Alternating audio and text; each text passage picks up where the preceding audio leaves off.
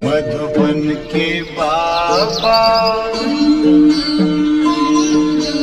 मधुबन के बाबा मुरली वाले, आपका क्या कहना, आपका क्या कहना।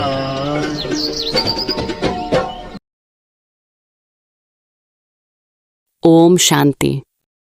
आज है मंगलवार 18 जून 2024। सबसे पहले सुनेंगे आज की मुरली का मुख्य पॉइंट्स को। आज प्यारे बाप दादा, बहुत प्यार से हम बच्चों को कहते हैं, वायदों को फाइल में नहीं रखो, फाइनल बनकर दिखाओ।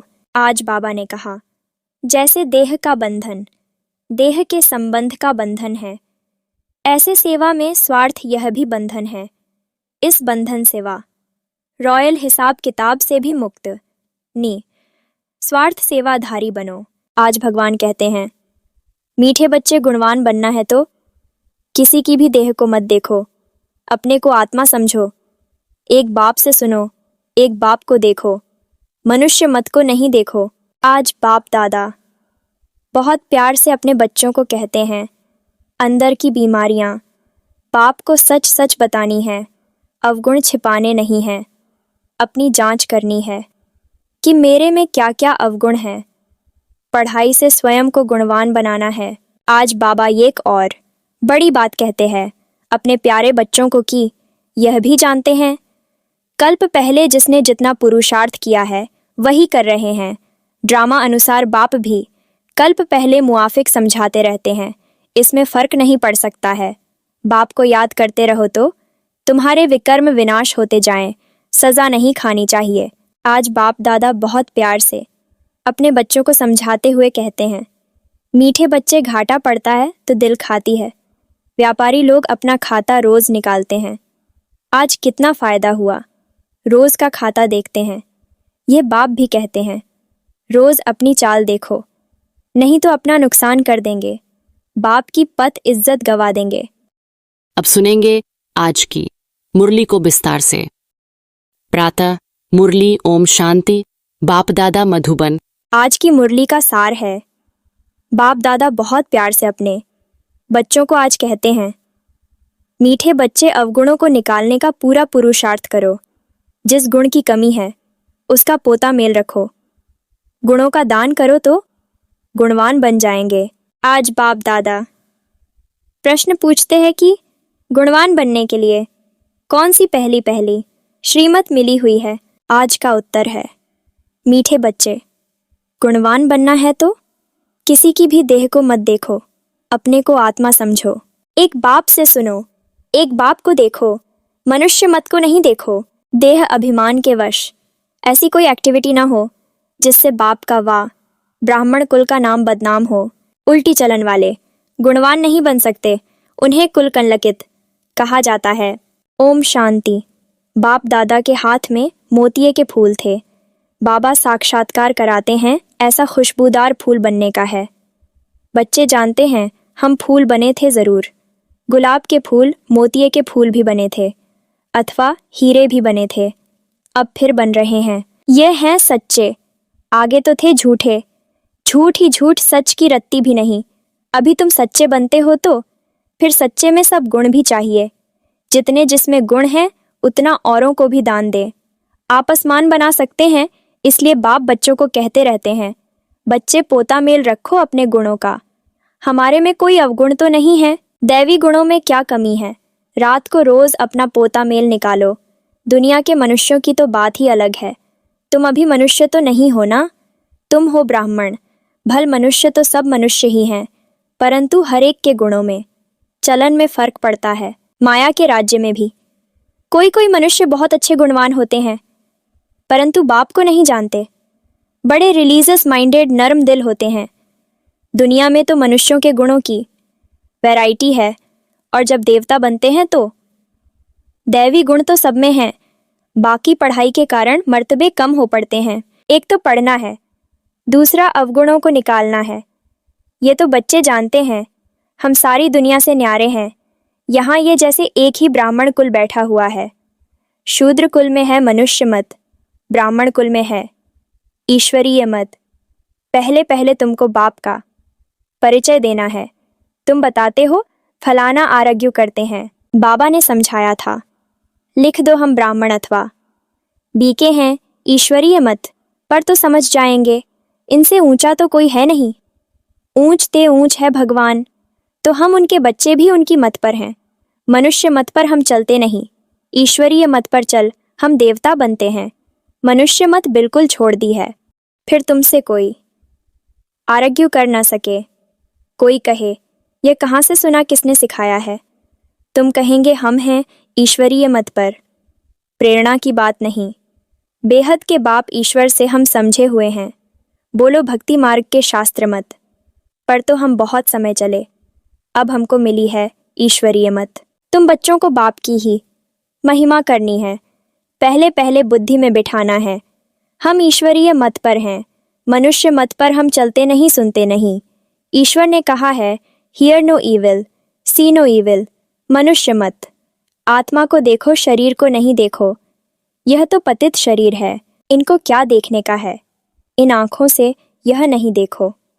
ये शरीर तो पतित का पतित ही है।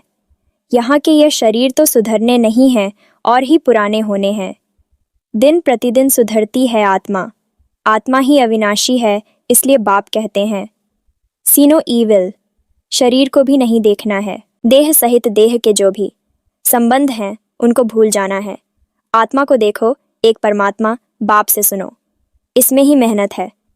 तुम फील करते हो ये बड़ी सब्जेक्ट है। जो होशियार होंगे उनको पद भी इतना ऊंच मिलेगा, सेकंड में जीवन मुक्ति मिल सकती है। परंतु अगर पूरा पुरुषार्थ नहीं किया तो फिर सजाएं भी बहुत खानी पड़ेंगी। तुम बच्चे अंधों की लाठी बनते हो। बाप का परिचय देने के लिए आत्मा को देखा नहीं जाता, जाना जाता है। आत्मा कितनी छोटी है। इस आकाश तत्व में देखो मनुष्य कितनी जगह लेते हैं। मनुष्य तो आते जाते रहते हैं ना, आत्मा कहाँ आती जाती है क्या? आत्मा की कितनी छोटी सी जगह होगी। विचार की बात है, आत्माओं का झुंड होगा। शरीर के भेंट में आत्मा कितनी छोटी है, वह कितनी थोड़ी जगह लेगी। तुमको तो रहने के लिए बहुत जगह चाहिए। अभी तुम बच्चे विशाल बुद्धि बने हो। बाप नई बातें समझाते हैं, नई दुनिया के लिए, और फिर बताने वाला भी नया है। मनुष्य तो सबसे रहम मांगते रहते हैं। अपने में ताकत नहीं है जो अपने पर रहम करें। तुमको ताकत मिलती है, तुमने बाप से वर्षा लिया है, और कोई को रहम दिल नहीं कहा जाता है। मनुष्य को कभी देवता नहीं कह सकते हैं। रहम दिल एक ही बाप है जो मनुष्य को देवता बनाते हैं। इसलिए कहते हैं परमपिता परमात्मा की महिमा अपरम अपार है, उसका पारावार नहीं। अभी तुम जानते हो उनके रहम का पारावार नहीं है। बाबा जो नई दुनिया बनाते हैं उसमें सब कुछ नया होता है। मनुष्य पशु पक्षी सब सतो प्रधान होते हैं। बाप ने समझाया है तुम ऊंच बनते हो तो तुम्हारा फर्नीचर भी ऐसा ऊंच ते ऊंच गाया हुआ है। बाप को भी कहते हैं ऊंचे ते ऊंचा, जिससे विश्व की बादशाही मिलती है। बाप साफ कहते हैं हम हथेली पर बहिश्त ले आता हूँ। वो लोग हथेली से केसर आदि निकालते हैं। यहाँ तो पढ़ाई की बात है, ये है सच्ची पढ़ाई। तुम समझते हो हम पढ़ रहे हैं, पाठशाला में आए हैं। पाठशालाएं तुम बहुत खोलो तो तुम्हारी एक्टिविटी को देखें। कोई फिर उल्टी चलन चलते हैं तो नाम बदनाम करते हैं। देह अभिमान वाले की एक्टिविटी ही अलग होगी। देखेंगे ऐसी एक्टिविटी है तो फिर जैसे सब पर कलंक लग जाता है। समझते हैं इनकी एक्टिविटी में तो कोई फर्क नहीं है, तो गोया बाप की निंदा कराई ना। टाइम लगता है, सारा दोष उस पर आ जाता है। मैनर्स बहुत अच्छे चाहिए। तुम्हारे कैरेक्टर्स बदलने में कितना टाइम लगता है। तुम समझते हो कोई कोई के कैरेक्टर्स बहुत अच्छे फर्स्ट क्लास होते हैं, वह दिखाई भी पड़ेंगे। बाबा एक एक बच्चे को बैठ देखते हैं, इनमें क्या खामी है जो निकलनी चाहिए। एक एक की जांच करते हैं। खामियां तो सब में हैं, तो बाप सबको देखते रहते हैं, रिजल्ट देखते रहते हैं। बाप का तो बच्चों पर लव रहता है ना। जानते हैं इनमें यह खामी है, इस कारण ये इतना ऊंच पद पा नहीं सकेंगे। अगर खामियां नहीं निकली तो बड़ा मुश्किल है, देखने से ही मालूम पड़ जाता है। ये तो जानते हैं अभी टाइम पड़ा है। एक एक की जांच करते बाप की नज़र एक एक के गुणों पर पड़ेगी। पूछेंगे तुम्हारे में कोई अवगुण तो नहीं है। बाबा के आगे तो सच बता देते हैं।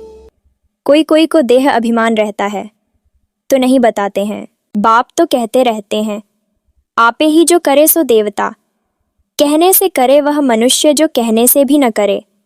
बाबा कहते रहते हैं, जो भी खामियां हैं इस जन्म की वह बाप के आगे आपे ही बताओ।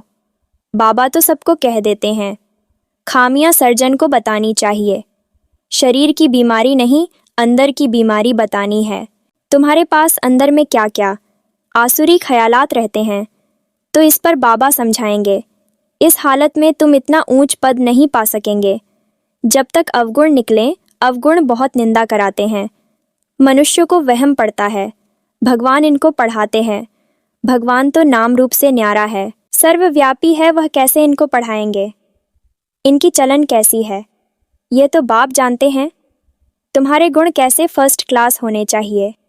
अवगुण छिपा देंगे तो कोई को इतना तीर नहीं लगेगा। इसलिए जितना हो सके अपने में अवगुण जो हैं उनको निकालते जाओ। नोट करो हमारे में ये खामी है तो दिल अंदर में खाएगी। घाटा पड़ता है तो दिल खाती है। व्यापारी लोग अपना खाता रोज निकालते हैं। आज कितना फायदा हुआ रोज का खाता देखते हैं। ये बाप भी कहते हैं, रोज अपनी चाल देखो, नहीं तो अपना नुकसान कर देंगे। बाप की पत इज्जत गवा देंगे। गुरु की निंदा कराने वाले ठौर न पाएं। देह अभिमानी ठौर नहीं पा सकेंगे। देही अभिमानी अच्छी ठौर पाएंगे। देही अभिमानी बनने के लिए ही सब पुरुषार्थ करते हैं। दिन प्रतिदिन सुधरते जाते हैं। देह अभिमान से जो कर्तव्य होते हैं उनको काटते रहना है। देह अभिमान से पाप जरूर होता है, इसीलिए देही अभिमानी बनते रहो। यह तो समझ सकते हो, जन्मते ही राजा कोई होता नहीं। देही अभिमानी बनने में टाइम तो लगता है ना। ये भी तुम समझते हो। अभी हमको वापस जाना है। बाबा के पास बच्चे आते हैं, कोई 6 मास बाद आते, कोई 8 मास बाद भी आते हैं। तो बाबा देखते हैं इतने समय में क्या उन्नति हुई है। दिन प्रतिदिन कुछ सुधरते रहते हैं या कुछ दाल में काला है। कोई चलते चलते पढ़ाई छोड़ देते हैं। बाबा कहते हैं, ये क्या भगवान तुमको पढ़ाते हैं भगवान भगवती बनाने, ऐसी पढ़ाई तुम छोड़ देते हो। अरे वर्ल्ड गॉड फादर पढ़ाते हैं, इसमें एब्सेंट।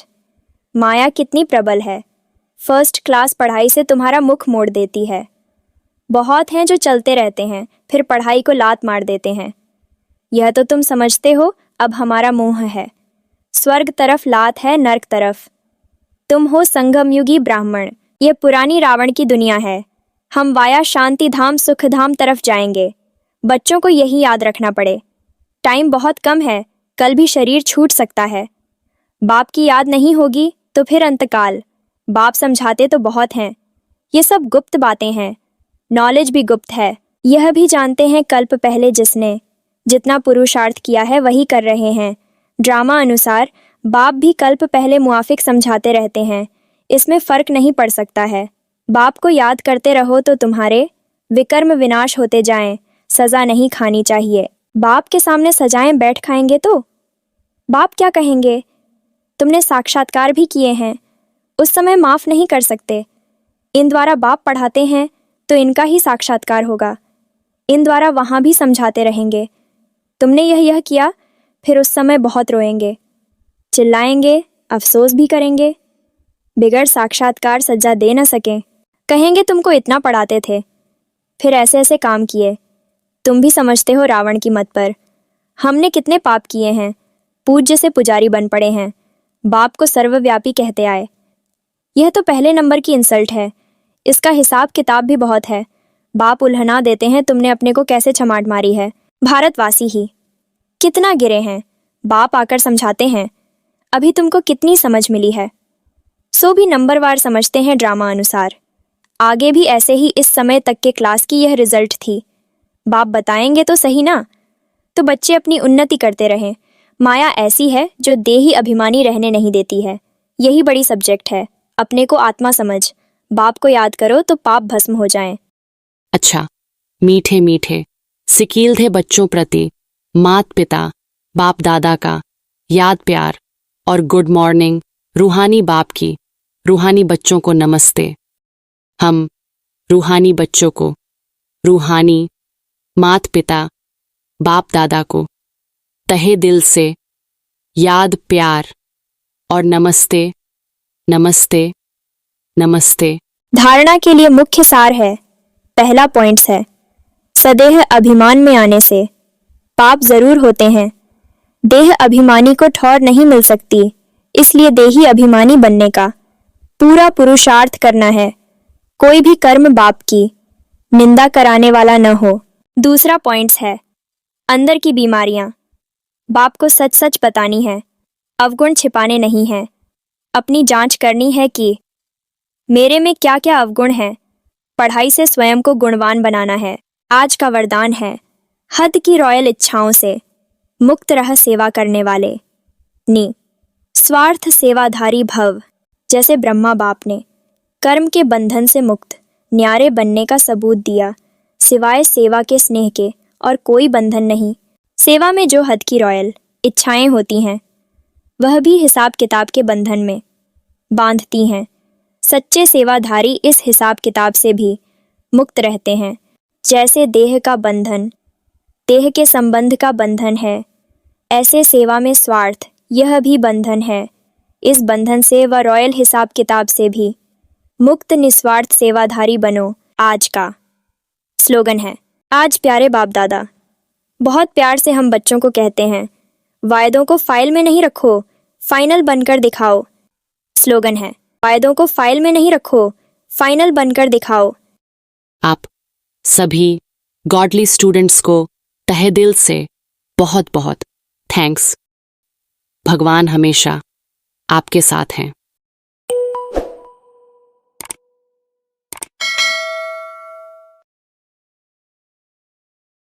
ओम शांति।